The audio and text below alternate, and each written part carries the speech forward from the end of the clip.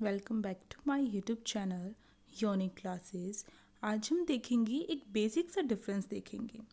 बहुत बार कन्फ्यूज़न होती है क्योंकि आप क्लास 12th में हैं और 12th में आपके अभिव्यक्ति और माध्यम की बुक लगी हुई है, चाहे वो इलेक्टिव हो चाहे वो कोर हो। आप सभी को पता होगा जो हिंदी है आपकी वो दो उसमें डिवाइड है, पहली इलेक्टिव दूसरी कोर, या फिर पहली कोर या दूसरी इलेक्टिव। तो जो हिंदी है बहुत बच्चों के पास हिंदी इलेक्टिव होती है और बहुतों के पास हिंदी कोर होती है। पर जो अभिव्यक्ति और माध्यम की जो ये किताब है, जो ये बुक है, इन दोनों में सेम है। पर आप ये कभी भी इस गलत फहमी मत रहिएगा कि जो अभिव्यक्ति और माध्यम की किताब तो सेम है पर सिलेबस इलेक्टिव वालों का अलग है और कोर वालों का अलग है। इलेक्टिव और कोर वाले जो बच्चे हैं, इलेक्टिव और कोर वाले जो बच्चे हैं उनके कुछ जो टॉपिक है वो तो सेम है, पर कुछ टॉपिक क्या है बिल्कुल डिफरेंट है, बिल्कुल अलग है। ऐसे टॉपिक हैं जो एक दूसरे के में नहीं आते हैं। तो देखिए, आपको पहले आपका जो सिलेबस है वो अच्छे से क्लियर होना चाहिए, तभी तो आप उसे रिवाइज तो दूसरी बात होती है, तभी तो आप उसे पढ़ेंगे। जब तक आपको यही नहीं पता होगा कि आपके सिलेबस में इस बुक से कौन से चैप्टर आ रहे हैं तो कन्फ्यूज़न होती है। तो देखिए, ये जो आपकी अभिव्यक्ति और माध्यम की एनसीईआरटी की जो बुक है उसमें अगर आप ध्यान से देखिए तो आपके ये जो चैप्टर्स हैं इसके नीचे ही आपको बताया गया है कि ये हिंदी इलेक्टिव वालों के लिए है और ये हिंदी कोर वाले बच्चों के लिए है।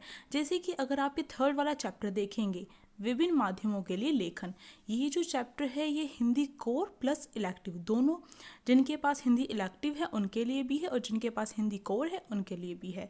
इसी तरीके से देखिए चैप्टर 4, पत्रकार्य लेखन के विभिन्न रूप और लेखन प्रक्रिया, ये भी आधार मतलब कोर और ऐच्छिक मतलब इलेक्टिव, तो हिंदी इलेक्टिव और हिंदी कोर दोनों के लिए हैं। इसके साथ साथ विशेष लेखन स्वरूप और प्रकार, ये भी जो है ये भी दोनों बच्चों के लिए, कोर और इलेक्टिव दोनों के लिए है। पर अब देखिए, इसके साथ ही अगर अब देखिए कि जो कैसे बनती है कविता, ये जो चैप्टर है ये केवल आपका ऐच्छिक जिनके पास हिंदी इलेक्टिव है उनके सिलेबस में लगा हुआ है, कोर वालों के पास नहीं है। तो आप जब भी कोई भी चैप्टर पढ़ें, जैसे कि आप सर्च करते हैं तो आपको कहीं पर मेंशन नहीं होता है ये हिंदी इलेक्टिव के लिए या फिर कोर के लिए है।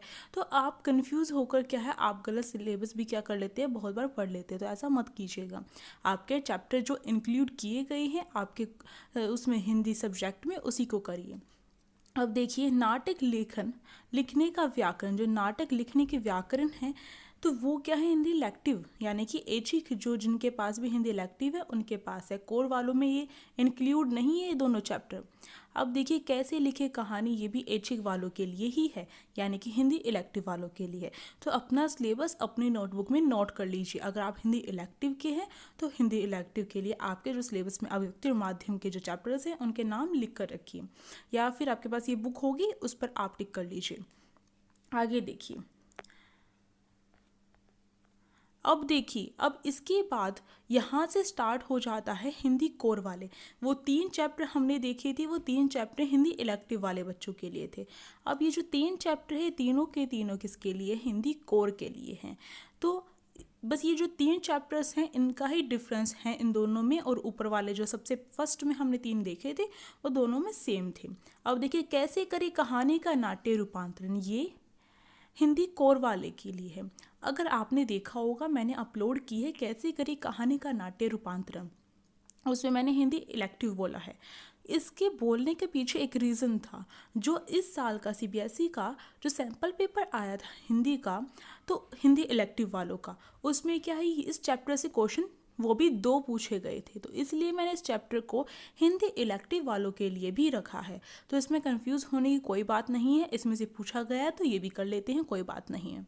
अब देखिए, कैसे बनता है रेडियो नाटक, ये जो है ये हिंदी कोर के लिए है। नए और अप्रत्याशित विषयों पर लेखन, ये दोनों के दोनों क्या है, ये दोनों के दोनों इलेक्टिव और कोर दोनों के लिए हैं।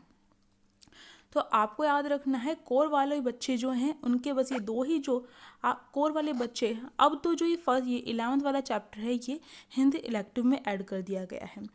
तो जो कोर वाले बच्चे हैं उनका जो ये 12th वाला चैप्टर ही उनका एडिशनल है, बाकी सारे जो चैप्टर्स हैं वो कॉमन हैं, यानी कि हिंदी इलेक्टिव वालों का है। पर हिंदी इलेक्टिव वाले बच्चों को याद रखना होगा उनके में ये कैसे बनता है रेडियो नाटक, ये इंक्लूड नहीं हो रहा है। बस यही मैं आपको समझाना चाहती थी कि आपको आपके माइंड में होना चाहिए कि आपके सिलेबस में क्या क्या चीज़ें आ रही हैं, कोई कन्फ्यूज़न नहीं होनी चाहिए। अगर सिलेबस में कन्फ्यूज़न है तो तैयारी कैसे करेंगे आप? तो इसलिए सिलेबस की कन्फ्यूज़न को दूर करने के लिए मैंने आपके लिए वीडियो बनाई है।